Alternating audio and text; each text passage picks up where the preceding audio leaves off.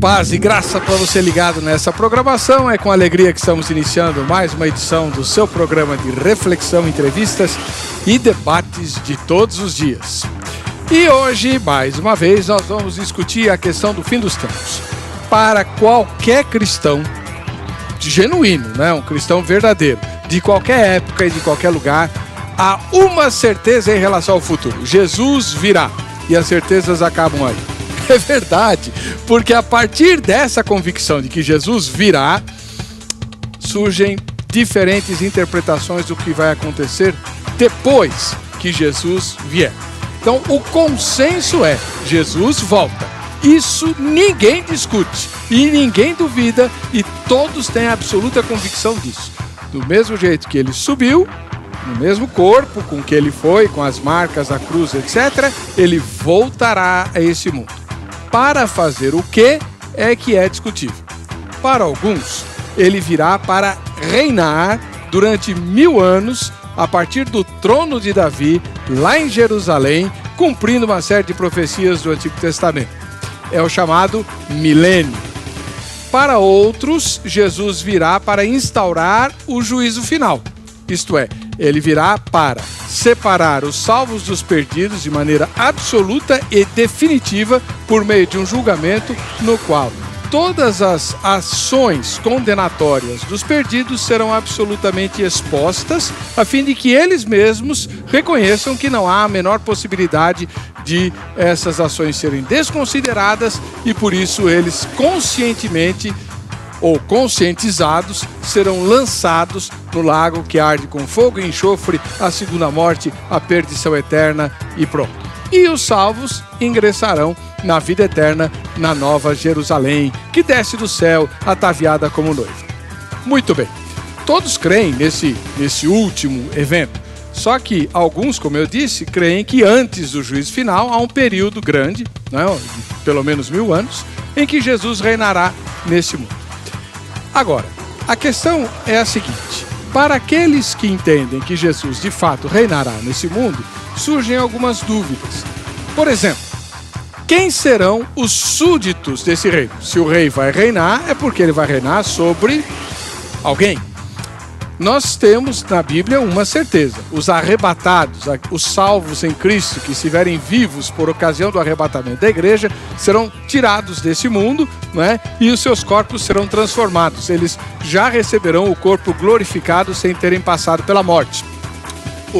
E os que estiverem mortos em Cristo, nesse mesmo momento, ressuscitarão, ganhando esse mesmo corpo glorificado. Esse grupo volta com o Senhor Jesus, né? Desce dos ares com o Senhor Jesus na segunda vinda, e eles reinarão com Cristo, diz o livro de Apocalipse de forma muito clara, né? A partir lá de Jerusalém, durante esses 1000 anos. Além dos arrebatados, quem mais são os súditos? Alguém pode dizer: não, só eles. Bem, então aí nós teremos um problema, entre muitos, porque o texto que fala e descreve, aliás, o único texto na Bíblia que descreve o reino milenar de Jesus em pormenores e de maneira explícita, está lá no capítulo 20 de Apocalipse, diz que ao final do período dos 1000 anos, Satanás será solto da sua prisão e enganará as nações, arrebatando-as e levando-as a marcharem contra a sede do governo de Jesus. É quando de fato e definitivamente termina o mundo. Se haverá pessoas que serão enganadas pelo diabo e levadas pelo poder satânico a marcharem contra o arraial dos santos, então não podem ser só os arrebatados que estarão no reino milenar de Jesus. Mas tem o pessoal que veio da grande tribulação e que não foi arrebatado, porque perdeu o bonde do arrebatamento por não estarem convertidos ou não estarem fiéis na época. Aí variam as discussões. Muito bem. Mas o texto de Apocalipse 20, que descreve a descida de Jesus, não diz que aqueles que não eram salvos morreram, né, e as aves do céu se fartaram das suas carnes? Enfim, quem são os súditos do Rei Jesus durante o reino milenar, excluídos os arrebatados? Está no ar o Vejam Só.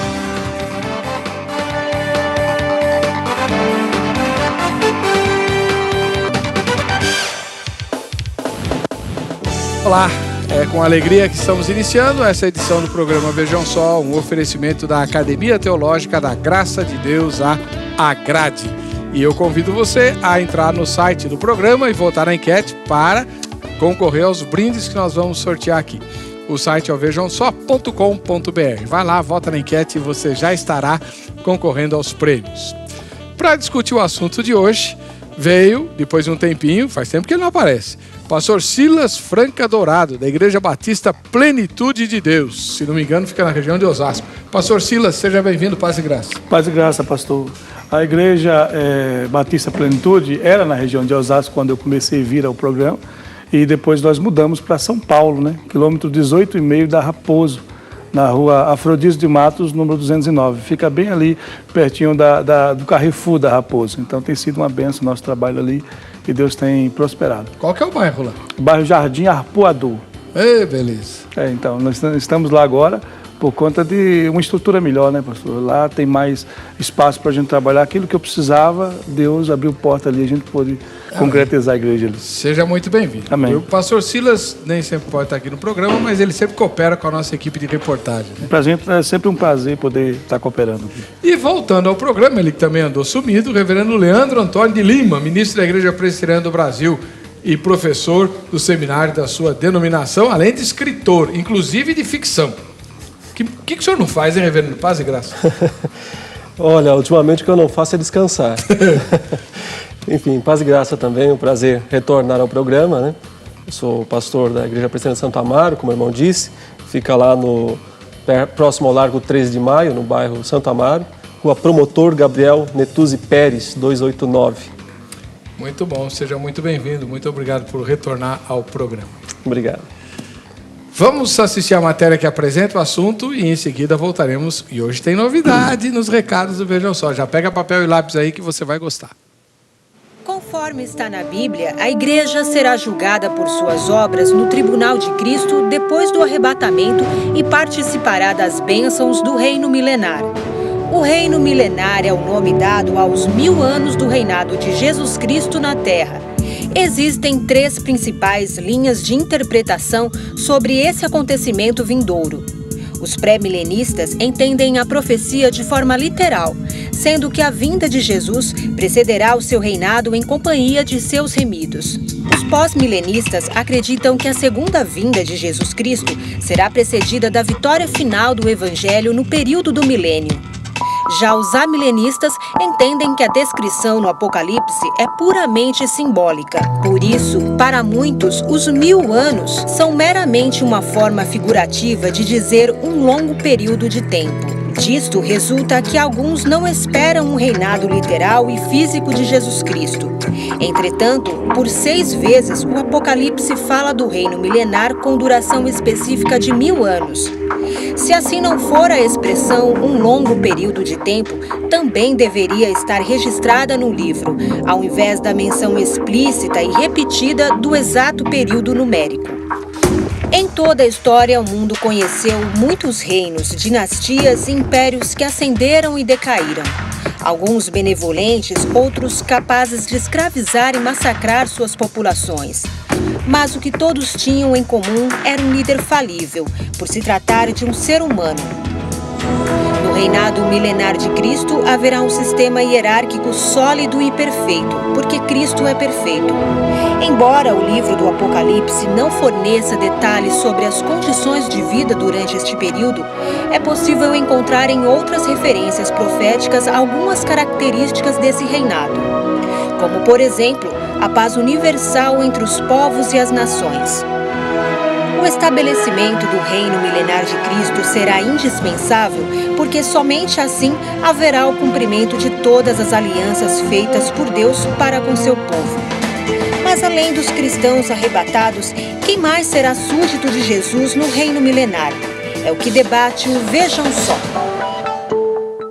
Bom, se o milênio, seja ele como for, tiver metade da beleza das imagens da matéria, para mim já está muito, muito bom. Aliás, essa é a nossa enquete. Em relação ao reino milenar de Cristo, você é o quê? Primeira resposta, pré-milenista. A maioria dos crentes brasileiros está nessa categoria, pré-milenista. Jesus vem para instaurar o reino que durará 1000 anos na face da terra. Segunda resposta, pós-milenista. Boa parte dos presbiterianos do passado eram pós-milenistas. Presbiteriano, não. Acho que é. Não sei. Eu não sei. Terceira resposta, amilenista. O milênio não existe, o milênio é agora. É uma figura do reinado de Jesus na história, né? Com pontos altos e baixos e por aí vai. E a quarta resposta, não sei. Vamos ver qual grupo recebe a maior quantidade de votos. O meu grupo é esse aí, eu não sei. Não sei mesmo. E eu tenho aqui 2 professores de teologia, cada um com uma posição bem diferente da outra. Você ouça os 2, ouça o que os seus colegas telespectadores vão ponderar a respeito por meio das mensagens que serão lidas, e no final do programa você terá farto material, denso conteúdo, para ou reafirmar o que você já pensa ou mudar o seu pensamento. Para isso que serve o programa Vejam Só. O site é www.vejamsó.com.br. Vota na enquete. O assunto hoje é dos mais polêmicos. Então eu vou começar com o pastor Silas Franco Dourado. Franca, né? Acho que todo mundo erra seu nome, né? Quase todo mundo. Silas Franca Dourado, da Igreja Batista Plenitude de Deus. Na sua primeira fala, pastor, depois eu vou dar tempo para o senhor fundamentar seu ponto de vista. Além dos cristãos arrebatados, os que subirem com Jesus, quem mais será súdito de Jesus no reino milenar? Então, pastor Evo, nós temos a visão pré-milenista. E na visão pré-milenista, acreditamos que a igreja glorificada agora, Israel, Deus volta-se para Israel para cumprir a última semana de Daniel, a 70ª semana de Daniel. Nesse cumprimento, Apocalipse 19, Jesus desce com a igreja glorificada e guerreia na batalha do Armagedon em favor de Israel. Dali então, capítulo 25 do Evangelho de Mateus, Jesus dá suporte separando ali alguns grupos. Vemos que ele vem para Israel, primeiro grupo, Israel, e segundo grupo, nações, que nem todas, quando eu falo de nações, não é o país fechado, são pessoas de nações que apoiarão Israel na grande tribulação. Então, essas nações, essas pessoas de nações, representando nações, gentios e os judeus, serão os 2 grupos que receberão agora de Cristo a oportunidade para entrar no milênio, e nesse processo, que eu acredito ser literal, depois nós vamos fundamentar, 1000 anos, onde Jesus vai governar em Jerusalém, tendo a igreja como uma auxiliar, ministrando ali para judeus e gentios no processo dos 1000 anos do milênio. Então, resumindo, fora os arrebatados, são os judeus que foram preservados pela ação miraculosa do Senhor durante a grande tribulação, porque o anticristo vai querer exterminar Israel. É isso? Israel e qualquer um que se opuser ao intento dele, não é? E também as nações que tiverem apoiado Israel nesse conflito. Nações no sentido de pessoas que apoiaram. Você vê isso, uma grande multidão, no capítulo 7, verso 9, chegando no céu. E foi perguntado, quem são esses de onde vêm? Esses são os matos que vieram de grande tribulação. Pois bem, se eles não foram arrebatados, então na grande tribulação, de alguma forma, como vimos em Apocalipse, capítulo 20, verso 4, eles morreram pelo Cristo, pelo Redentor. E aí chegaram no céu, mas os que não morreram? Os que passaram pela grande tribulação, eles não foram salvos ainda. Então eles receberão a oportunidade no milênio, porque toda dispensação, eu sou dispensacionalista, toda dispensação tem uma aprovação, e agora no final do milênio, início do milênio, Satanás preso, final do milênio, Satanás solto, para esse povo que passou pelo milênio ser provado se estão prontos para viver eternamente o novo céu e a nova terra. E o milênio é a última dispensação? A última dispensação, das 5 que nós já passamos, a que nós vivemos agora a graça, completando a 6ª, esperando a 7ª dispensação, que é extremamente ligada a Israel e a nações, a gentios, que não foram salvos no arrebatamento e que se converteram na grande tribulação. Muito bom. Obrigado, pastor Silas. Amém. Reverendo Leandro Antônio de Lima, ministro da Igreja Presbiteriana do Brasil, ele que é autor, entre outras obras, de uma teologia sistemática, em português, né? Para escrever teologia sistemática tem que ter um fôlego danado. O senhor é amilenista, né? Exatamente. Embora o senhor não goste do termo, qual termo que o senhor gosta mais? Talvez seja milênio em realização, né? Milênio já. né? Nós estamos no milênio. Essa posição amilenista, ela não nega a existência do milênio. O milênio existe, mas ele não começará na segunda vinda de Jesus. Ele começou na primeira vinda de Jesus. É ali que nós entendemos que o reinado de Cristo se estabeleceu a partir da sua obra salvadora, a partir da sua morte, da sua ressurreição e da sua ascensão, da subida aos céus. Jesus Cristo subindo aos céus, ele é coroado Rei dos Reis, Senhor dos Senhores. Com base nisso, ele diz aos seus discípulos, né? Toda autoridade me foi dada nos céus e na terra. Eu estou reinando, toda autoridade nos céus e na terra. E portanto, fazer discípulos de todas as nações, né? Batizando no nome do Pai, do Filho e do Espírito Santo.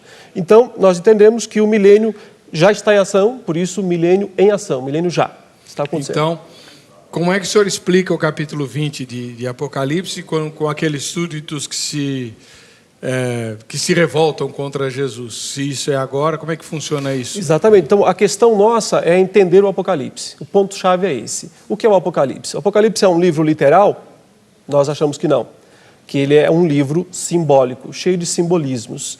Ele tem alguns detalhes que, se não forem percebidos, vão conduzir a uma má interpretação. Recentemente, eu tive a oportunidade de defender uma tese de doutorado sobre esses detalhes em Apocalipse. Cadê a tese? O senhor não trouxe para mim? Não, ela não está publicada ainda. Ah, ué, não importa. Manda o texto para mim. Mando sim, sem dúvida. O que nós percebemos que alguns números são cruciais no Apocalipse. E nenhum deles literal. Todos simbólicos, certo? Mas, por exemplo, o número 7 é o principal número, é o que mais aparece, quase onipresente. São 26 versículos citando literalmente e centenas fazendo alusões indiretas ao número 7. Se você ler com atenção, você vai ver que tem 7 bem-aventuranças, 7 referências ao Deus Todo-Poderoso, 7 referências à Palavra de Deus, 7 referências à vinda de Cristo. Isso não se percebe numa leitura corrida, você tem que realmente prestar muita atenção. Isso fora as 7 cartas. Isso, fora as específicas, são os usos implícitos. Os usos explícitos são ainda mais claros, 7 cartas, 7 igrejas, 7 selos, 7 trombetas, 7 vozes, 7 taças, né? E por isso, por causa da proeminência do número 7, nós entendemos que o Apocalipse é um livro que tem 7 partes, 7 divisões.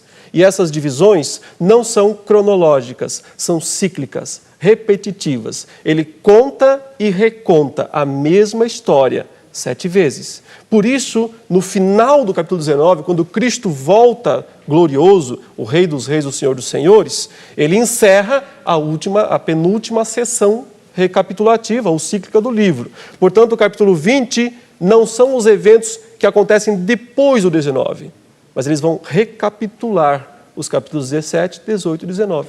Nesse sentido, o milênio não vai para depois da segunda vinda de Jesus, mas vai para a primeira vinda de Jesus. Então, a questão toda é literária, é entender o Apocalipse como literatura. Se você entender essas marcas de divisões no livro, fica muito difícil sustentar a ideia de que o milênio é depois da segunda vinda de Jesus.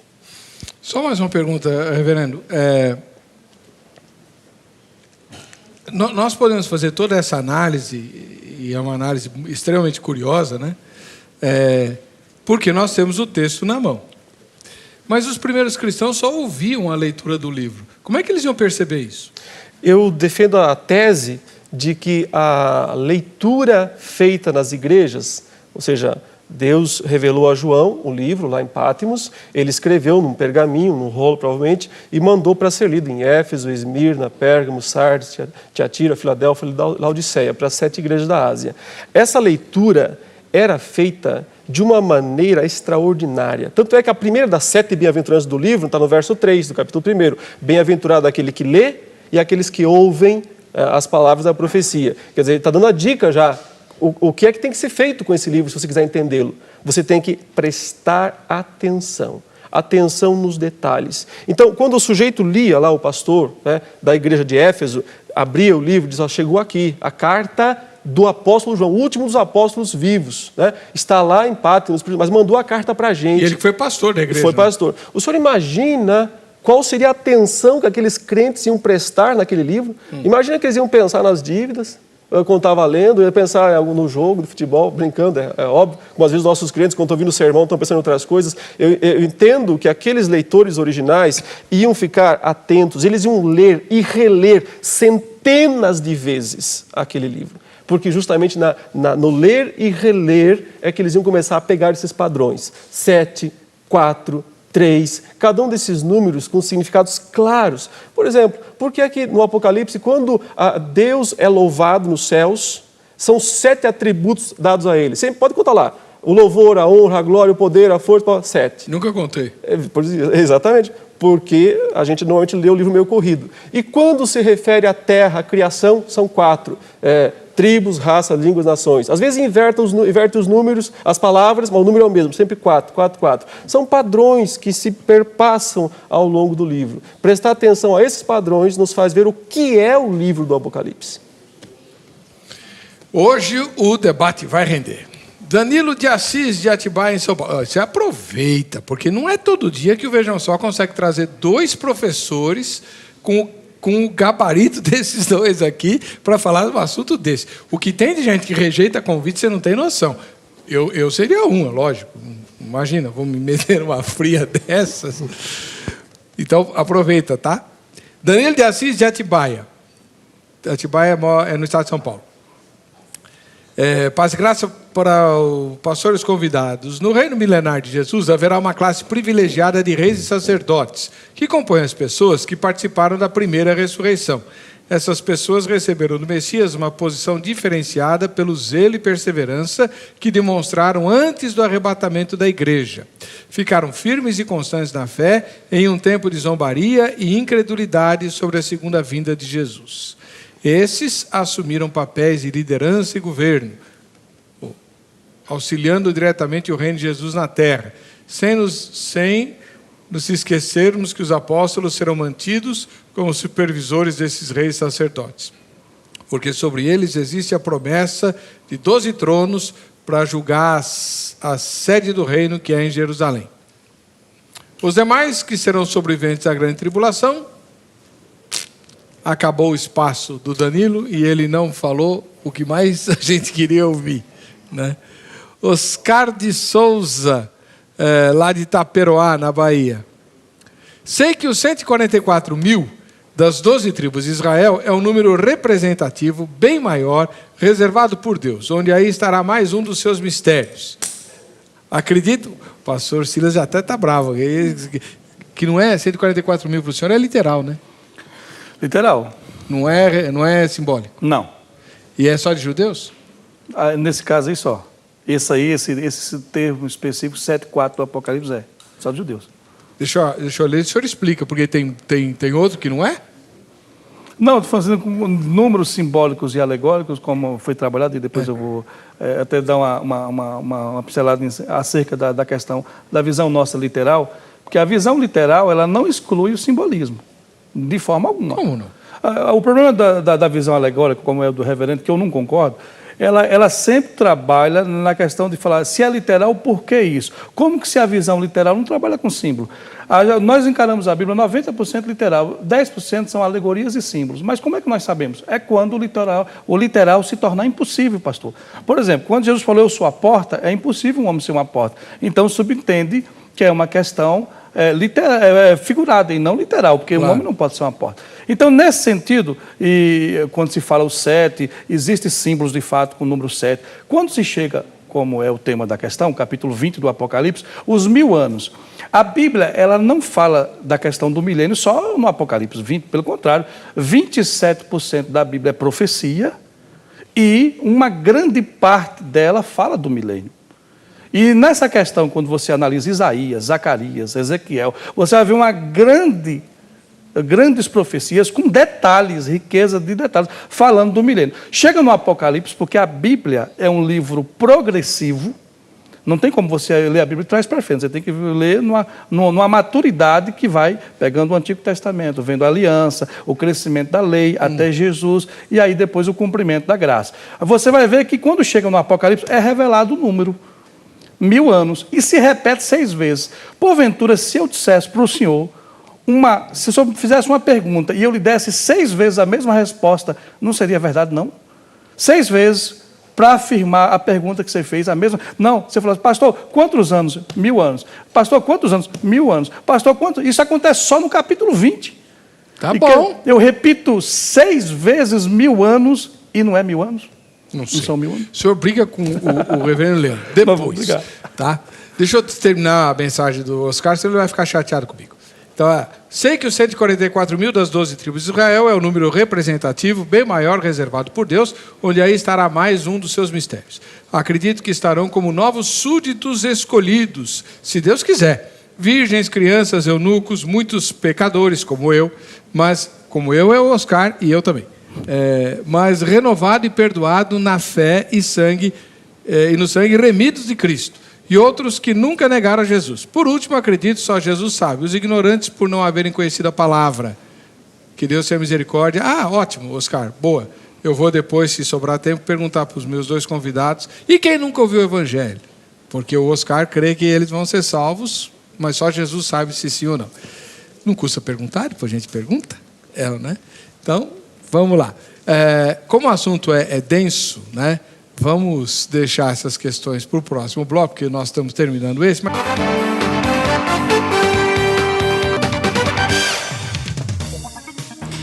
Estamos de volta com o programa Vejam Só, agradecendo o carinho da sua audiência, como é bom ter você aqui. Já entrou no nosso site? Votou na enquete? Eu quero te mandar o prêmio, né? Então você vai entrar no vejamsó.com.br, votar na enquete que hoje é a seguinte... Em relação ao reino milenar de Cristo, você é o quê? Pré-milenista, pós-milenista, ou amilenista, ou não sei? Vote, mesmo no não sei, tá valendo. Votou, tá concorrendo ao sorteio que a gente vai fazer aí dos brindes que o programa oferece. Tanto hoje, quanto no final da semana, para todo mundo que participou ao longo da semana e não ganhou, tá bom? Muito bem. Pastor Silas Franca, uma palavrinha. O senhor mencionou a questão de que quem entende a literalidade do livro de Apocalipse reconhece nele as questões simbólicas. Muito bem. O que não significa que quem entende o livro de Apocalipse alegoricamente não veja elementos concretos, literais lá ou não. É claro. João é um elemento concreto, ele é um homem, né? É literal. A volta de Cristo. A volta. Nós entendemos que os números são simbólicos. Os números e também as descrições fantásticas, né? Um dragão com 7 chifres e tal. Isso ele também vai falar que é simbólico. Né? Nisso concordamos. Nisso concordamos, eu acho. Agora, pastor Silas, eu queria que o senhor explicasse para nós uma coisinha que não ficou muito clara no primeiro bloco, que é assim. Para o senhor, os súditos no reinado, Jesus vai reinar 1000 anos a partir de Jerusalém. Além dos arrebatados que vão governar com ele, né? Que descerão com Jesus para governar com ele, teremos o povo de Israel, que foi salvo miraculosamente por Deus durante a grande tribulação, da sanha do anticristo. Na segunda metade da grande tribulação, o anticristo vai se voltar contra Israel e Deus vai proteger Israel. Então Israel vai governar e também os integrantes das nações que tiverem apoiado Israel. Mas o texto bíblico não fala que os que receberam a marca da besta vão morrer na batalha do Armagedon? Os que receberam a marca da besta, sim. Mas quantos vão viver sem receber? Quem é que sabe? Quantos vão ser a resistência, vamos dizer assim, quando a gente encara, por exemplo, a visão amilenista, que eu respeito muito a posição, mas em 10 anos ensinando escatologia, de todos os livros que eu li, e não foram poucos, de todas as áreas, de todas as vertentes, eu vejo que na questão literal eu tenho mais respostas. E nessa questão da grande tribulação, você vê que a mulher é perseguida, no capítulo 12, o símbolo da mulher, que é de fato literal Israel, que é um símbolo através de uma mulher vestida de sol com a lua debaixo dos pés, ela sendo ocultada. Vê-se, e os 144.000 que são selados, aparece de novo no capítulo 14, como nós já debatemos aqui uma vez, falando justamente sobre esses que passarão pela grande tribulação e, naturalmente, esses receberão a oportunidade. A mulher ocultada não é todo Israel, mas aqueles os quais Deus vai separar com também os 144 mil que foram selados justamente para viver a questão da grande tribulação sem seres mortos. Mas há também uma grande multidão chegando no céu. Esses são os que morrem. E os que não morrem? Porque muitos passarão a grande tribulação sem morrer. O anticristo não conseguirá matá-lo. Mesmo estando contra o anticristo, não morrerão, sobreviverão à grande tribulação. Vão sobreviver, mas não serão crentes. Aí quando chegar no final da grande tribulação, aonde Jesus, eles receberão, vamos dizer assim, o benefício, e eu creio, depois de um evento, pastor, que se vê no capítulo 19, Jesus descendo com a sua glória e vendo as consequências de rejeitar Jesus, como o caso do anticristo e o falso profeta, e eles sendo lançados no lago de fogo já vivos, e mais todas as nações da terra que se foram opositores de Israel sendo destruídos, seria impossível esse povo não aceitar a convenção, nem que for por conveniência. Só que esses não estarão transformados com corpo como a igreja que foi arrebatada, mediante o que Paulo fala em 1 Coríntios capítulo 15, versículo 51 em diante. Então eles receberão a oportunidade de viver no milênio. E há muitas profecias que só se encaixam num tempo do milênio. Por exemplo, acerca de Israel, que a criança vai brincar com um leão, o leão vai comer palha. Isaías 11. Isaías 11, Isaías 6, Isaías 2, Isaías 65, Isaías 66. São muitas profecias, muitas. Mas, pastor, então deixa eu entender uma coisa para depois o reverendo Leandro fazer o contraponto.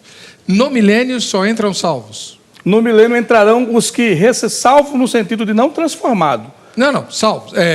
Não condenados ao inferno, salvos em Cristo. Então. Alguns já com o corpo glorificado, que são os arrebatados, e alguns com corpo normal, que são os egressos da grande tribulação, sobreviventes, mas convertidos a Jesus. Não haverá inconversos ou perdidos no reino milenar? Não, a princípio não, porque o próprio texto de Isaías fala que o homem, ele vai, depois dos 100 anos de idade, ele é tido como maldito. Então, se pecar depois dos 100 anos, que é como se fosse imputado. Imagine o homem até 100 anos ser encarado por Deus como uma criança. Tá. E depois dos 100 anos, que se ele permanecer no seu erro, ele será maldito. Isso quer dizer que o homem, na dispensação do milênio, receberá todas as questões necessárias para viver uma vida íntegra. Boa, Satanás preso, muitas questões que hoje, se tinha o homem ao erro, não existirá, mas o homem, tem que ficar muito claro, ele não é transformado ainda. Por isso que, no final do capítulo 20 do livro do Apocalipse, Satanás, que foi preso no início,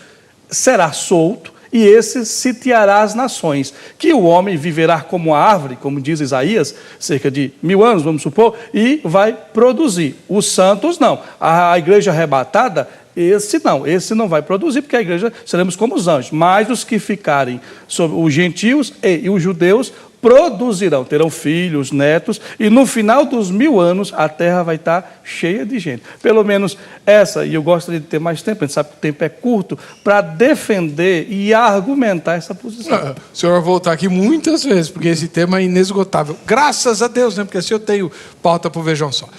Já eu vou perguntar para o reverendo Leandro, por que ele não é pré-milenista, se faz tanto sentido assim, tudo isso que o reverendo Silas Franca tem mencionado aqui. Só não vou perguntar agora, porque não vamos falar de dúvidas, esse momento é falar de certeza. Reverendo Leandro Antônio de Lima, o senhor sempre foi milenista? Não, eu comecei como pré-milenista. No meu início dos meus estudos teológicos, eu até fui não com tanta ardor quanto o nosso colega, mas eu defendi o pré-milenismo. Mas ao estudar, eu entendo, né, da minha perspectiva com mais profundidade, percebi que o pré-milenismo criava mais problemas do que soluções. O senhor pode citar alguns? Essa questão de dois tipos de pessoas vivendo juntas no mesmo período milenar. O senhor imagine, né? A igreja salva, glorificada, com corpo incorruptível, né, vivendo junto com pessoas ainda que vivem, que morrem, que sofrem e tal. Quer dizer, que graça que tem você ver pessoas numa situação tão deplorável. Parece um pouco a história dos X-Men, né? Os mutantes e os não mutantes. A igreja já está numa situação tão privilegiada e ainda vivendo... E outros aspectos complicados, como essa questão também de quem é que vai ficar no milênio. Todo mundo já morreu no capítulo 19, os restantes foram mortos, fala lá, quem que vai ficar vivendo. Aliás, o Apocalipse descreve 6 vezes o fim do mundo, 6 vezes. Quer dizer, o mundo vai acabar 6 vezes? Não. São recapitulações. Só para os nossos espectadores aí anotarem, se quiserem ver os 6 fins do mundo de Apocalipse. O primeiro está lá no capítulo 6, versos 12 a 17, no 6º selo, quando acabou tudo. Morreram, as pessoas morreram. Depois, novamente, outro fim do mundo no capítulo 11, versos 15 a 19. Depois no 14 a 20. Depois no 16, de 12 a 21. Depois no 19, que é esse, grandão de Jesus voltando, glorioso. Quer dizer, são repetições da mesma história. Senão nós temos que dizer que o mundo vai acabar 6 vezes. Jesus vai voltar 4 vezes, vai ter uma meia dúzia de ressurreição. Se não entender o caráter cíclico do Apocalipse, não entende o Apocalipse. E por que o livro foi escrito dessa forma, reverendo? Porque ele é um apocalipse. Esse é o ponto. O Apocalipse é um tipo peculiar de literatura, um tipo peculiar, que não é exclusivo da Bíblia. Existiam vários apocalipses não inspirados, escritos por outros autores do período, que usavam esse mesmo tipo de simbolismo, esse mesmo tipo de linguagem. Então, mais ou menos assim, o irmão conhece poesia, não conhece? Sim. Então, o irmão sabe as regras da poesia. Quando vai ler a poesia, as regras são importantes para poder entender o texto. Senão, se achar que é literal, se achar que é narrativa, vai confundir. Os cristãos do século 2 a.C. até o 2 depois de Cristo eram amplamente acostumados, os judeus e os cristãos, amplamente acostumados com o uso desse tipo de literatura apocalíptica. E Deus, na sua misericórdia, usou essa literatura como um veículo da sua revelação. O irmão perguntou por que eu não sou pré-milenista. Então, essa é uma das razões, né? A outra é que, historicamente, a visão mais defendida é o milenismo. Os maiores teólogos da história não foram pré-milenistas, foram amilenistas. E alguns pós-milenistas, que, aliás, faz muita injustiça ao pós-milenismo porque ele nunca é falado. Né? Mas ele existe, ele é real. É que depois da Segunda Guerra ele caiu meio em descrédito. O pós-milenismo é uma coisa muito boa, que o amilenismo concorda, que é a ideia da vitória do Evangelho, do progresso do Evangelho. Porque esse é o milênio, é o crescimento do Evangelho de todo mundo que não pode ser detido. Só que a diferença é que o pós-milenista acha que esse mundo vai melhorar, ele vai ficar muito bom lá no final. E aí não dá, realmente é complicado, porque Jesus fala em apostasia, em multiplicação da iniquidade, em crescimento do mal. Paulo fala que o anticristo tem que vir antes de Jesus voltar. Então não tem como, mas tem boas ideias no pós-milenismo. Mas eu acho o amilenismo mais completo. Agora, como defender essa questão do amilenismo? Então, observe, o nosso querido irmão realmente mencionou, né, que só no capítulo 20 de Apocalipse fala de 1000 anos. Fala 6 vezes, mas só nesse texto. Só. Nenhum outro texto na Bíblia descreve com detalhes o reino milenar. Os textos falados, o leão com o cordeiro, tal, esses textos lá falam do novo céu e da nova terra. Está claro no início do texto. Vi novo céu, eis que faço novo céu e nova terra. Só que é uma descrição simbólica, com linguagem presente, linguagem do homem daqueles dias. Certo? Fala, morreu aos 100 anos, vai morrer ainda jovem. Mas não vai morrer. A ideia é muito tempo. É igual Apocalipse 22, também vai falar que tem a folha da árvore da vida, serve para cura para as nações. Ele diz que não tem mais doenças.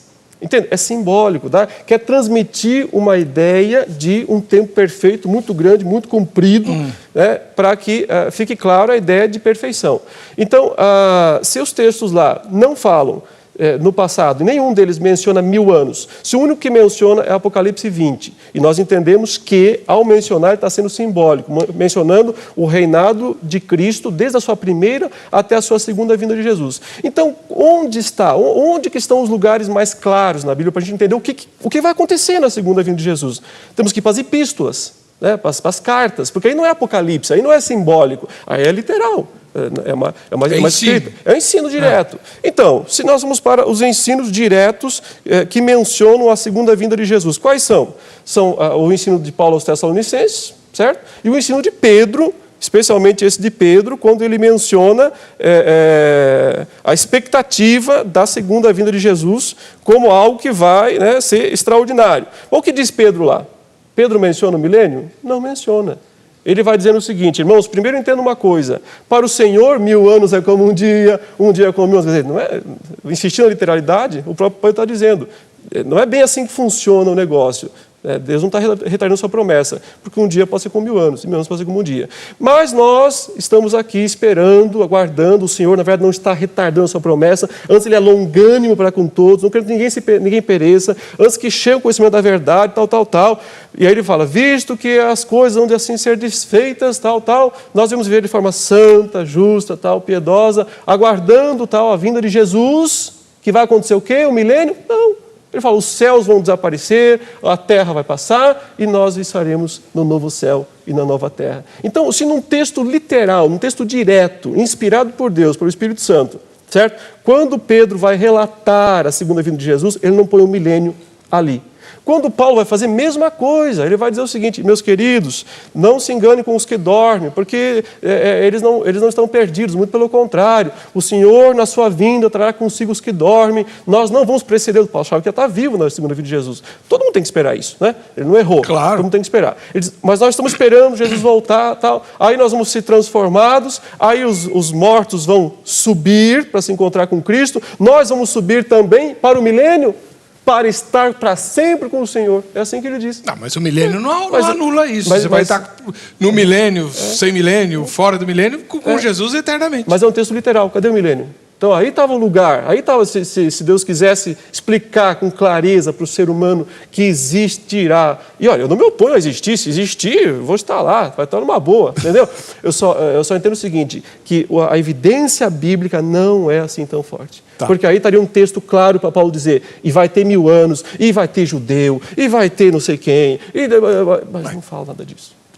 Povos de todas as tribos, línguas, raças e nações. São os que se convertem, que ouvem o Evangelho e são salvos, e vão estar no novo céu e na nova terra. E porque para o Senhor o milênio é agora. É agora, essa é a época. É entre a primeira vinda de Jesus e a segunda. Isso, e depois eu quero tentar explicar por quê. Tá bom. Deixa eu voltar para o pastor Silas. Pastor Silas, explica para nós. O pastor Silas representa o pensamento mais tradicional de que Jesus vai descer e vai reinar 1000 anos aqui, não é isso?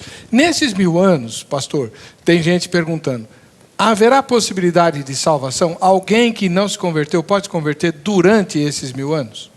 Quando entra no milênio, se entende que na separação do capítulo 25 do Evangelho de Mateus, já houve a separação necessária para se entrar ou não. Entre bodes e ovelhas. Então, o que entrou no milênio são pessoas em Cristo com uma nova oportunidade, porém não transformadas ainda, e que no final do milênio... Não transformadas, o senhor pode confundir o telespectador.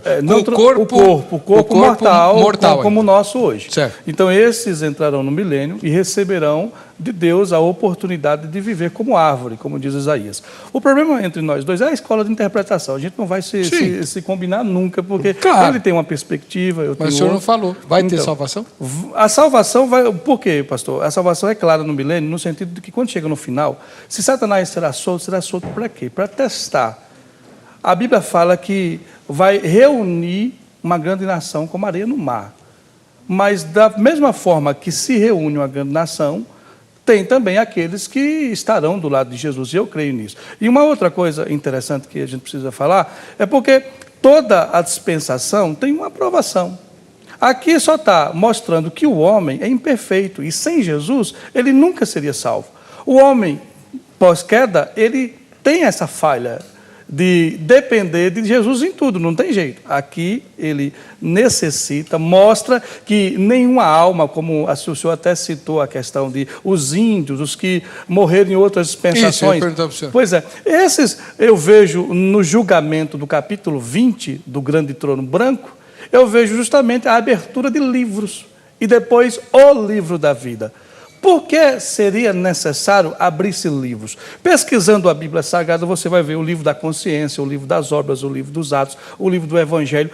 Como poderia Deus julgar pelo Evangelho quem não conhece o Evangelho? Então, Paulo diz lá no capítulo 1 de Romanos que toda criatura, a natureza apresenta Deus. Então, o homem, ele é julgado e ele não é tido como ignorante. A criatura prova Deus, as coisas da vida prova Deus. Só que os métodos que Deus vai usar para julgar, por exemplo, uma tribo indígena há milhares de anos atrás que não conheceu a Jesus, compete a Deus. Por isso que há esse parâmetro. E imagine, se todo outro texto Paulo falasse exclusivamente do milênio, Pedro falasse. Mas e quantos textos? Porque o texto do milênio está mais voltado para Israel. Por que Paulo, ao invés de ensinar a igreja naquilo que compete à igreja, que é o arrebatamento e a transformação, Paulo iria insistir para uma igreja no milênio se Paulo sabia que depois do arrebatamento a igreja já estaria salva? Para que ficar insistindo com uma coisa que não seria necessária? Por que o senhor fala que o milênio é para Israel? Não entendi. O milênio não é para Israel, é para todos. Mas no milênio, os salvos, a igreja está plenamente salva, pastor. Então volta-se a igreja atenção. não precisaria do milênio. A igreja necessariamente ela não. vai passar pelo milênio. Por que Paulo gastaria tempo de ensinar para uma igreja que no milênio é uma necessidade? E por que Israel precisa? Porque não cumpriu muitas profecias no Antigo Testamento acerca do trono de Davi e muitas coisas que não encaixou. As dimensões que Ezequiel fala, que Zacarias fala, ficou em aberto, dimensões não se cumpriu. Do quê? De tamanho de templo, de várias situações. Você vê lá em Isaías, por exemplo, que fala que as nações da terra servirão Israel, trarão os dízimos, e a nação que não trouxer, que são relativos ao gentio, servindo Israel no milênio.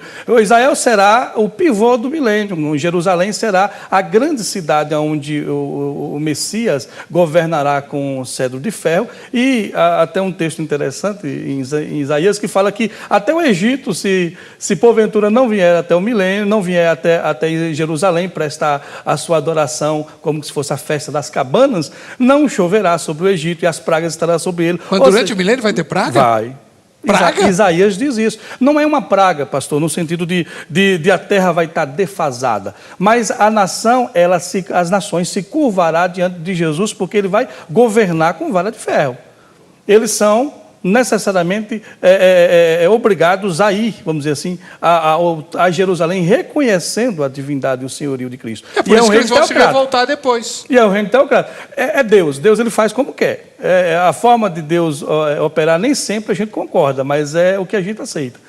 Então, quando se fala da questão, e o reverendo falou sobre a posição dele, eu entendo a posição dele, já li muitos livros, mas eu vejo que toda vez que um milenista ele entra no conflito, ele fala assim, é simbólico. É muito conveniente isso. Melhor ser literal e muitas vezes ficar sem algumas respostas, porque Deus não dá resposta para tudo. O próprio Moisés disse isso em Deuteronômio 29, mas eu encontro mais lógica e mais resposta. E entendendo o Apocalipse não como 6 destruições sucessivas, eu não vejo isso, eu vejo o cumprimento de selos, de trombetas e de taças, porque é uma questão progressiva. Para o senhor, o livro de Apocalipse é cronológico? É cronológico. Porque a última semana de Daniel, se eu não fosse assim, eu não seria pré-tribulacionista.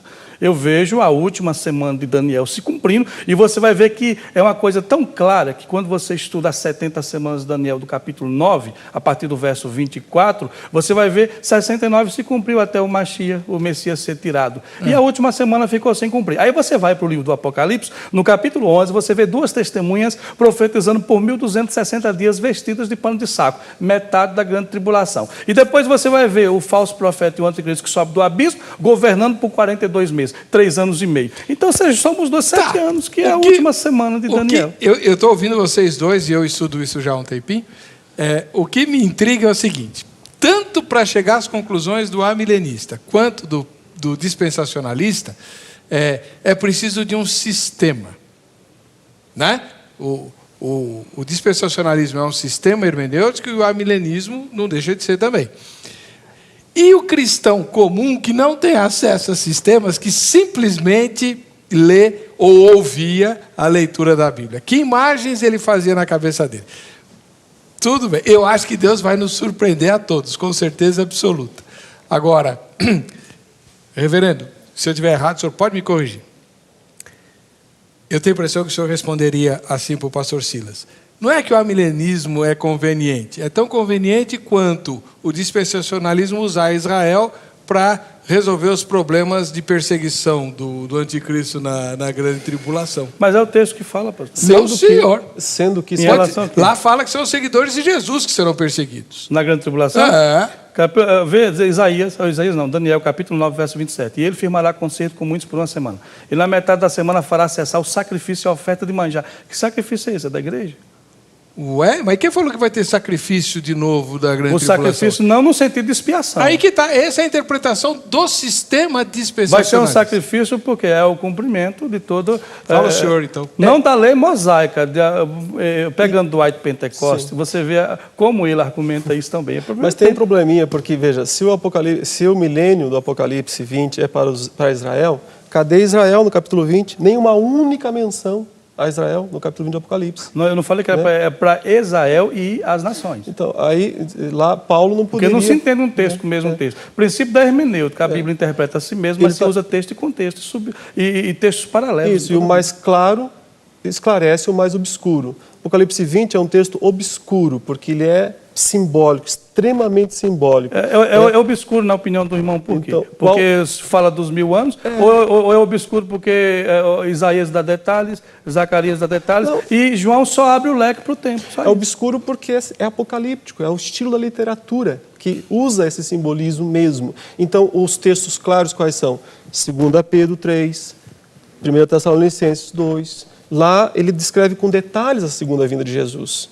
E não fala de 1000 Pedro anos, escreve necessariamente para a igreja. Jesus, em Mateus 24, falando da sua vinda, todo olho o verá. E o capítulo 25 de lá, Mateus. Na visão do pré-tribulacionismo, ele vem só até as nuvens, não é todo olho que o vê. Para a igreja. E Jesus diz, todo olho o verá. O relâmpago sai do Oriente e vai até o Ocidente. Para os dias. Então mostra apenas uma vinda de Jesus, não são duas, não são três. O três. arrebatamento para o senhor quando se dá?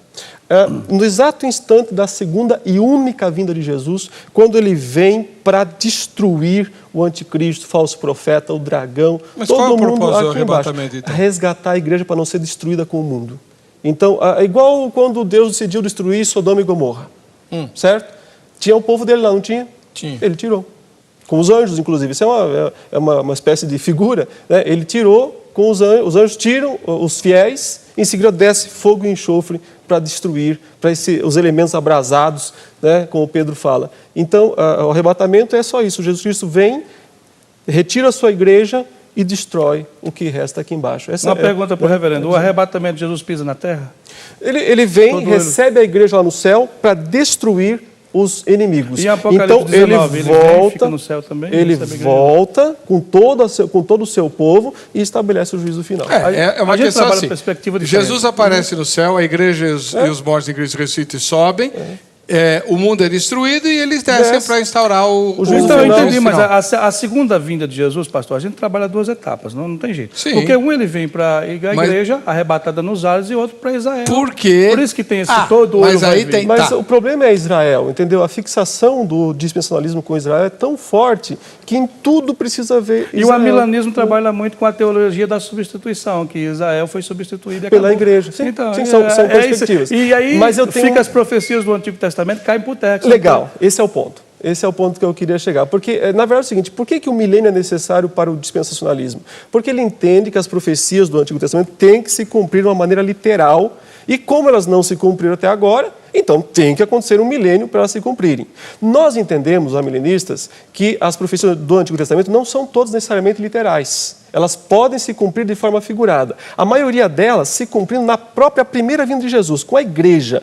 Quando a igreja vem, ela cumpre muitas expectativas de Israel. E as outras, no Novo Céu e a Nova Terra. E eu vou dar uma prova, um exemplo bíblico muito simples, que eu gostaria de ter... Posso ler? É óbvio.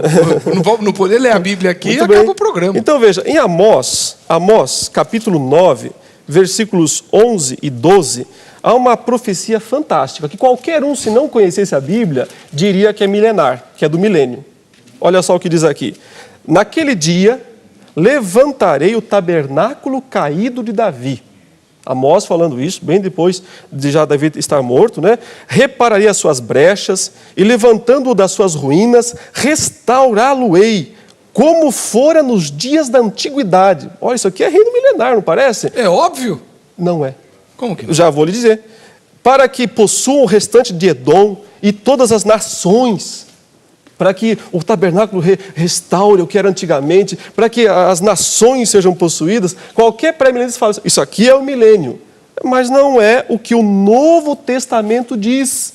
Porque se você ler Atos, capítulo 15, versículos 14 e 18, Quando Tiago, aquele que era meio irmão de Jesus, vai interpretar essa profecia, ele não vai dizer é o milênio. Ele vai dizer aconteceu aqui. Está aqui, eu vou ler o texto. Depois que eles terminaram, falou Tiago, dizendo, irmãos, atentai nas minhas palavras. Expôs Simão como Deus primeiramente visitou os gentios, a fim de constituir dentre eles um povo para o seu nome. Conferem com isto as palavras dos profetas, como está escrito, cumpridas essas coisas, voltarei e reedificarei o tabernáculo caído de Davi, e levantando-o de suas ruínas, restaurá-lo ele. Cita aqui Amós literalmente, né? Para que os demais homens busquem o Senhor e também todos os gentios sobre os quais tem sido invocado o meu nome. Ele está aplicando ao quê? A igreja. A igreja. A recepção dos gentios, dos estrangeiros, na igreja que era dos judeus. Porque Atos 15, a decisão é circuncida ou não circuncida os estrangeiros? Tiago vai dizer, não circuncida. Vamos aceitar os estrangeiros porque confere com isso o que está lá em Amós. Então, se você tem uma profecia que todo mundo aplicaria isso ao milênio, só pode acontecer no milênio. E o próprio Novo Testamento diz que se cumpriu lá de uma maneira figurada. Só o Espírito Santo podia interpretar isso. Eu nunca chegaria a uma interpretação dessa. Mas o Espírito Santo é o autor da Bíblia. E ele interpretou lá. Então, por que todas as profecias têm que ser literais? Eu vou para o intervalo, você toma uma água, porque a coisa vai pegar fogo no último bloco aqui, não vejam só.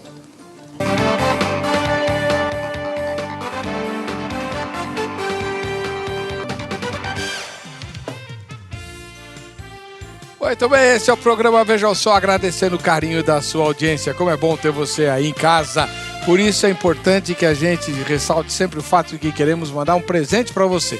Entra no site, vote na enquete, você pode ganhar o brinde da Academia Teológica da Graça de Deus, a Agrade. A camiseta da Agrade vai ser sorteada agora, no finzinho desse bloco aqui. Tá aí ela para você.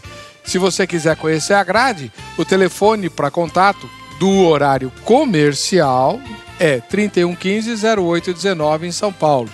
Pode ser de segunda a sábado, mas só no horário comercial. E se você preferir, entra no site agrade.com.br. Agrade Academia Teológica da Graça de Deus. Lá tem curso, inclusive, de escatologia, separado do curso teológico, que é, obviamente, muito mais completo, né? Tem até pós-graduação em teologia com três áreas diferentes para você escolher, né, em qual delas você vai fazer a sua pós. Tem também cursos muito práticos, né, tipo oratória, curso de Libras, que é a língua brasileira de sinais, inglês e espanhol, no caso usando a Bíblia como texto. Todos os cursos da Grade são voltados para equipar o homem ou a mulher de Deus a fazerem a obra do Senhor, tá bom? Muito bem. Nós estamos aqui conversando sobre o fim dos tempos, como é que vai ser o milênio, né?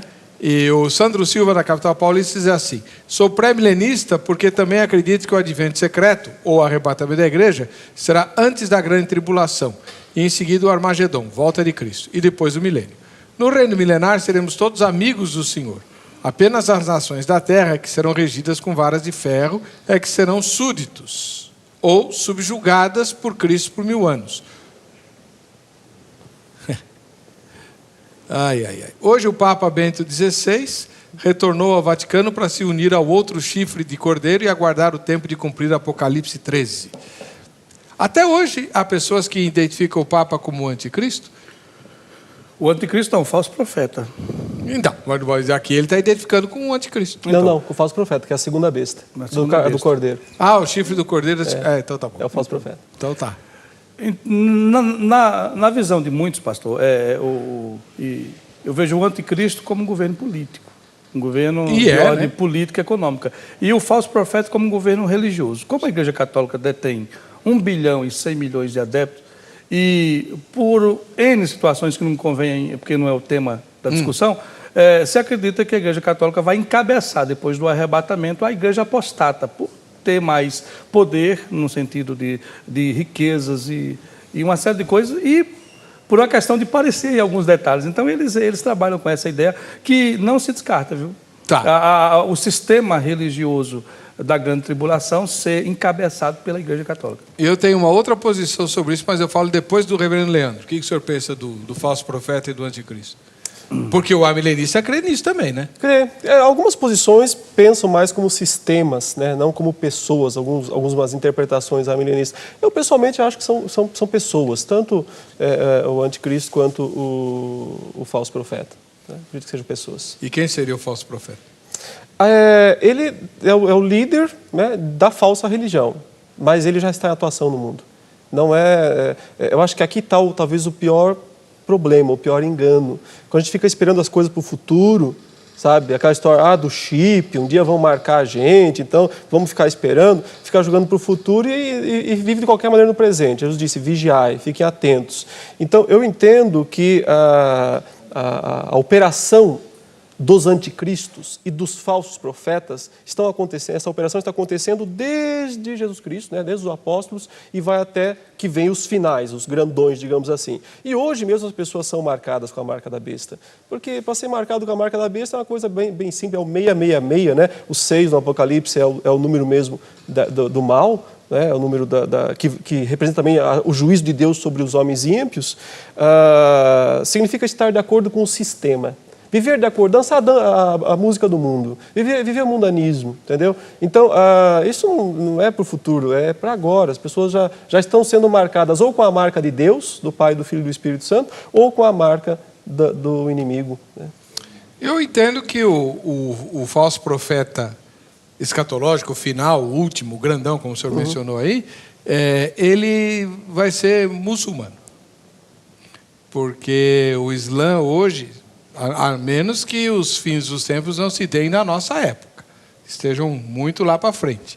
Porque se for na nossa época, é impossível ignorar o que o Islã faz no mundo hoje. O crescimento é muito grande, né? Não só é a religião que mais cresce no mundo, não é de hoje, e que mais interfere na história do mundo. O atentado de Boston, né? Para não falar de todos os outros. Então, a coisa dá uma olhada na Europa, que é o palco, né? O dispensacionalismo fala muito disso, a grande tribulação, o palco será a Europa, não a América do Norte, não é isso?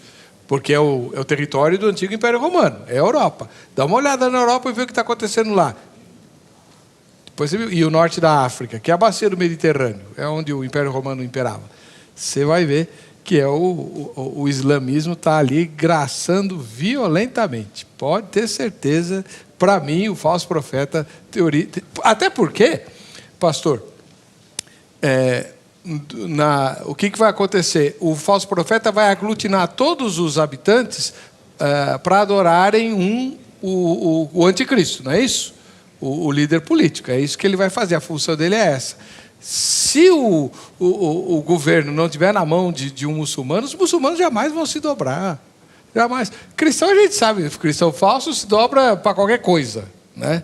Se dobra para isso. Existem muitas referências, pastor, quando se fala disso, porque assimila muito também a cidade que é posta entre 7 montes, que é Roma. Não é um texto só, a gente pega um conjunto de textos que você percebe aonde os reis da terra se prostituiu, como a Igreja Católica tem interferido e como os reis da terra, até numa troca de papa. Eu não acredito ser esse papa ainda argentino, isso aí não. Mas que o sistema vai partir daí, e eu vejo também que o mundo vai sofrer algumas mudanças radicais nesses últimos anos. E está acontecendo muito rápido as coisas. Tem um fundamento, a questão islâmica tem, mas eu vejo que eu tenho naquela visão da guerra do Gog Magog, de Ezequiel 38, 39, eu tenho uma visão ali que o mundo muçulmano vai sofrer um impacto ali, na guerra Gog Magog, quando a Rússia, ela é encabeçada o sistema Gog Magog, o príncipe de Gog, Pérsia, Putin, a casa de Togarma, que, resumindo, é a Rússia, a Turquia. Você pega Irã, Iraque, você pega a Argentina, você pega a Armênia. E quando esse povo, que é a maioria muçulmana, ele entra nas terras de Israel, e lá, segundo Ezequiel, Deus vai exterminar totalmente o reino de Gog, né? Que não é o mesmo Gog de Apocalipse 20. Eu vejo muitas distinções ali. Complica, pastor. E eu vejo depois do arrebatamento, ou antes do arrebatamento, depois dessa guerra, o mundo vai mudar muito. O eixo mundo... Que guerra? A guerra de Gog Magog. Vai ter guerra antes do arrebatamento? Um pouco antes ou um pouco depois. Vou fazer um tema sobre isso, porque isso E outra nunca ouvi coisa falar. também, eu queria só responder a questão do irmão. Quando se usa um texto do Antigo Testamento e alguém do Novo você Testamento... vai falar de Amós, desculpa. usa esse texto, e Joel acontece a mesma coisa com Pedro. Pedro fala que, olha, esse aqui foi o que falou o profeta Joel, que há de ser que nos últimos dias, tal.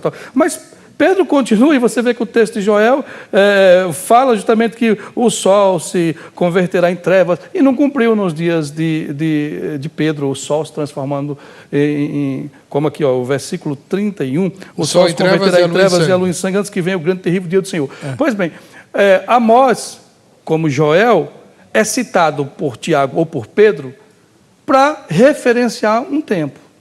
Mas necessariamente ele não está fazendo a exegese de texto. Pedro pega H do Antigo Testamento, Paulo, e faz que até a gente respeita, porque foi Paulo que fez, uma exegese ali que, pelo amor de Deus, né?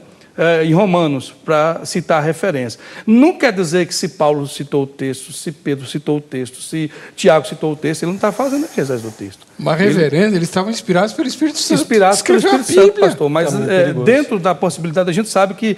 eles erraram? Deus, ele não pegou Tiago como fantoche. Não, a Bíblia ela é escrita pela inspiração do mas Espírito. está no texto.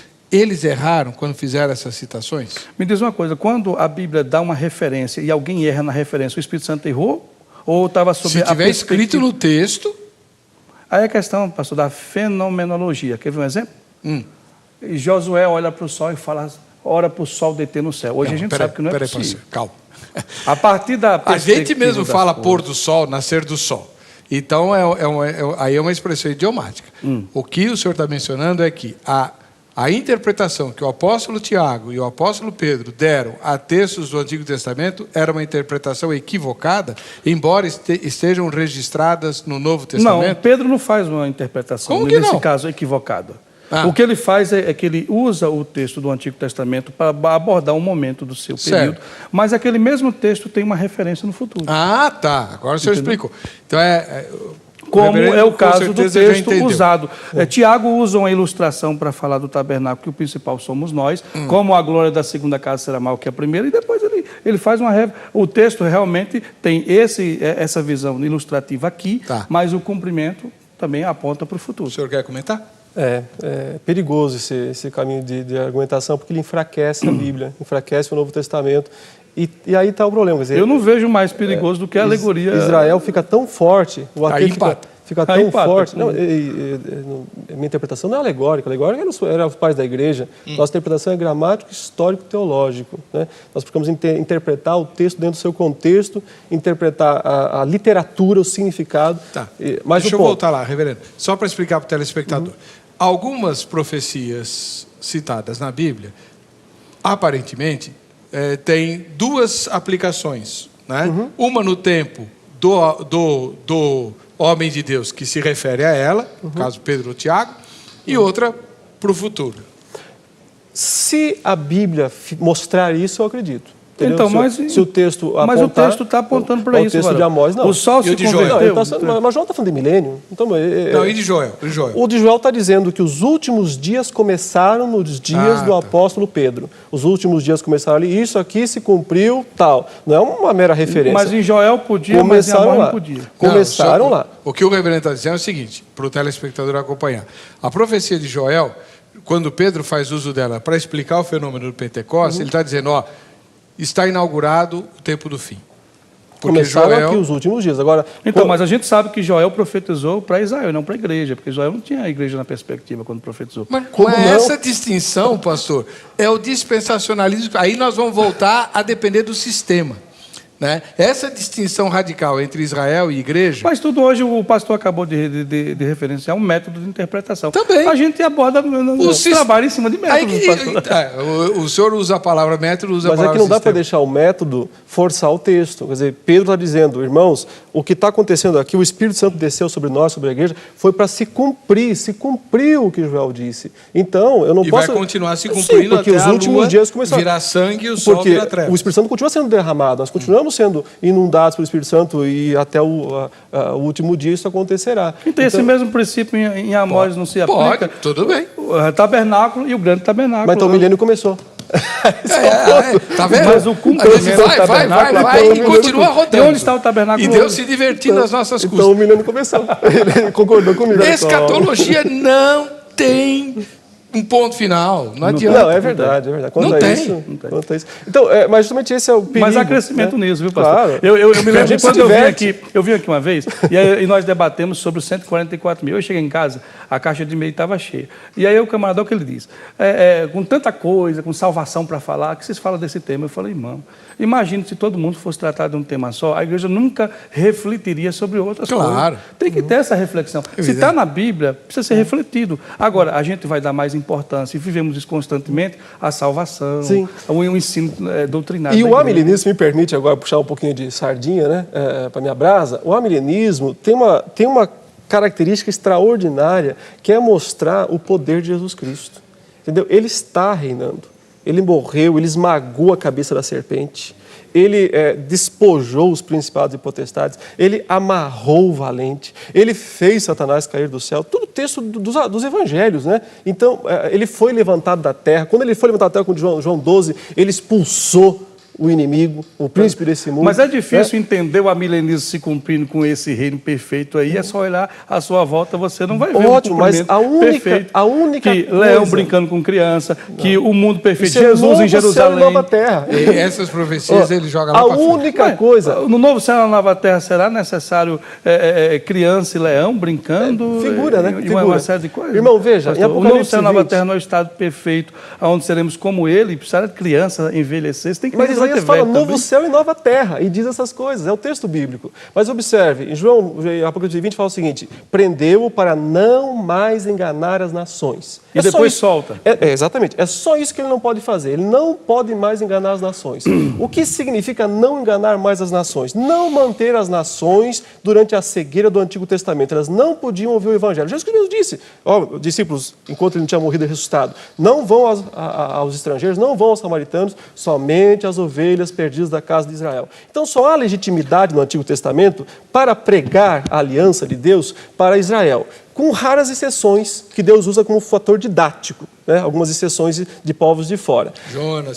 Então, as nações estão alienadas do Evangelho. Satanás está enganando, está prendendo-as na ignorância. Jesus Cristo ressuscita, sobe aos céus, é o capítulo 12 do Apocalipse, o dragão desce. Ele perde seu posto de acusador, ele não pode mais acusar lá nos céus. Então Jesus Cristo falou o que para os seus discípulos? Eu recebi toda a autoridade nos céus e na terra. Agora vocês podem pregar o Evangelho em todas as nações. Então aí é o tempo do Evangelho, que é o milênio. Quer dizer que o diabo está preso agora. Sim, ele não pode enganar as nações. Quando ele for solto, o negócio vai ficar muito mais feio. Ele preso já está o estado. Misericórdia, eu não quero estar aqui, Senhor, me leva.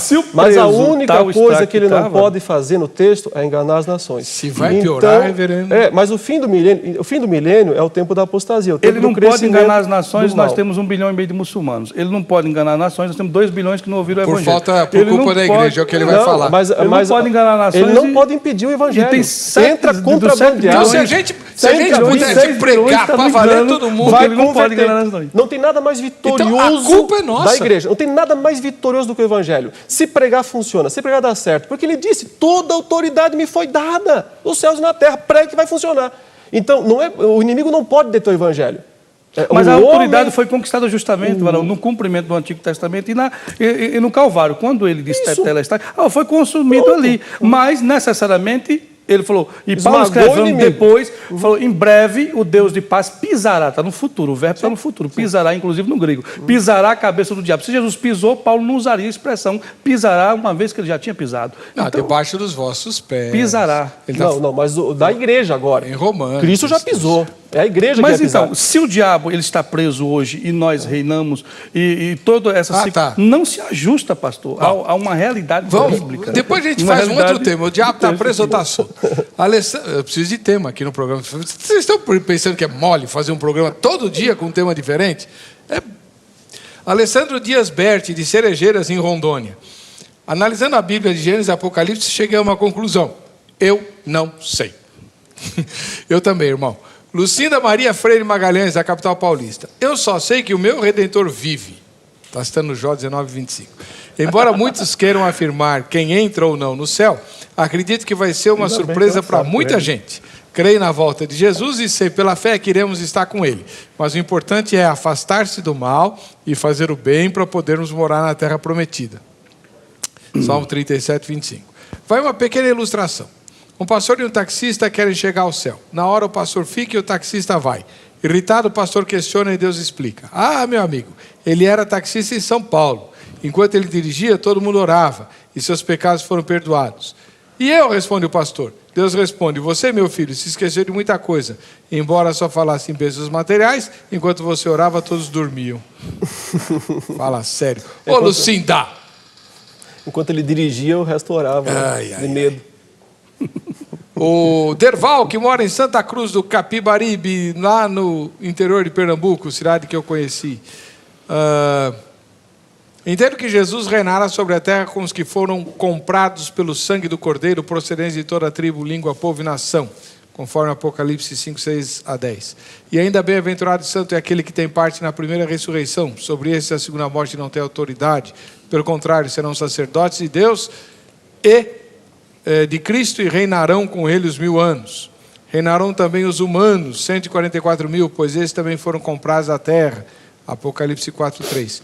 Eles serão o toco, ou a santa semente de Isaías 6:13, isto é, a população inicial daquela que será a nação de referência do Rei de Deus sobre a terra.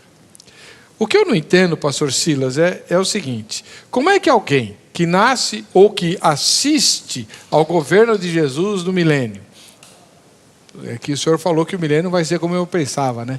Um tempo de grande paz, onde não haverá problema ecológico, não haverá problema financeiro, não haverá problema físico, porque Jesus está reinando na terra, mostrando como seria o Éden se Adão não tivesse ouvido a serpente. Pois bem, como é que alguém vivendo isso vai se rebelar contra Jesus no fim? Como é que alguém que foi colocado no Éden se rebelou?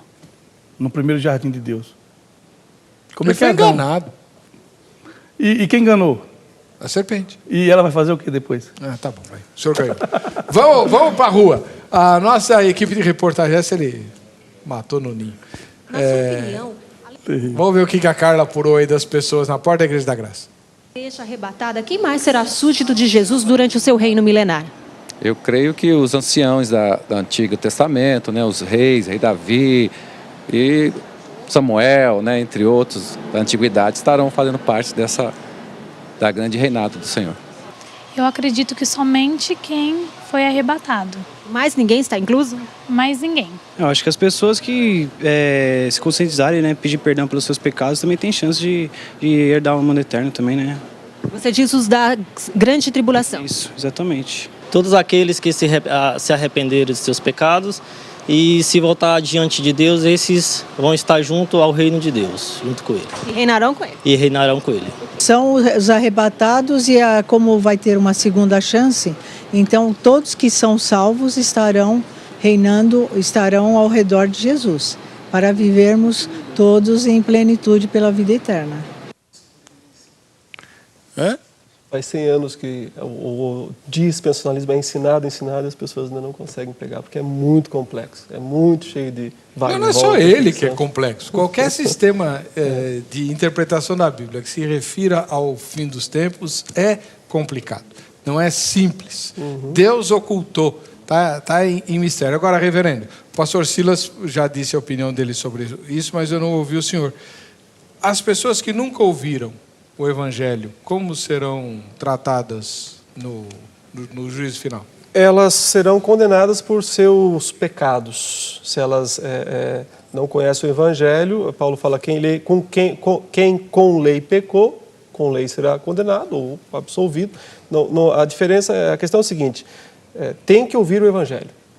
Por isso a missão da igreja. A igreja precisa pregar o Evangelho. O Evangelho é vitorioso, ninguém pode deter. O Ahmadinejad não pode deter. Os governos da Rússia não podem deter. Eles podem tentar, eles podem matar crente, eles podem jogar na prisão. Tivemos presbiterianos presos agora no Senegal. Eles podem fazer um monte de coisas contra as pessoas, mas a palavra não. Paulo mesmo disse, eu estou preso aqui em Roma, a palavra não está presa. Então o Evangelho é livre, ele é vitorioso para vencer. Ele é o cavaleiro branco lá do primeiro selo. É vitorioso para vencer, ninguém pode deter o avanço do Evangelho. Então, nós temos que pregar, é a nossa função, é a nossa missão. Quem não ouvir, quem não se converter estará condenado por seus próprios atos. Mas se ele nunca ouviu... Ele é condenado pela, como fala Romanos capítulo 1, né? Porque mesmo na natureza Deus se dá a conhecer. Os atributos de então, Deus nesse ponto vocês estão concordando. Na natureza. Bom, Nem tanto. Eu sei. E nem pode. Vamos fazer o seguinte... Ele acabou de citar um texto aí que não tem nada a ver com o programa acabou. Eu vou agradecer ao pastor Silas Franca Dourado, da Igreja Batista Plenitude de Deus, e ao reverendo Leandro Antônio de Lima, da Igreja Presbiteriana do Brasil. Ambos são professores de teologia e ambos estão à sua disposição para que você escreva para eles, mande e-mail, faça convites, tire dúvidas, enfim. O contato dos dois está no site vejamsó.com.br. Na aba Convidados, você os localiza e use esse privilégio para aprender um pouquinho mais, tá bom? Vamos ver quem vai levar a camiseta da grade. Vai dizer que travou de novo. Fazer o quê, né? Paciência. Para você que fica conosco, que fica com essa programação, a paz e a graça do Senhor Jesus, nós nos encontraremos no próximo. Vejam só. Senhores,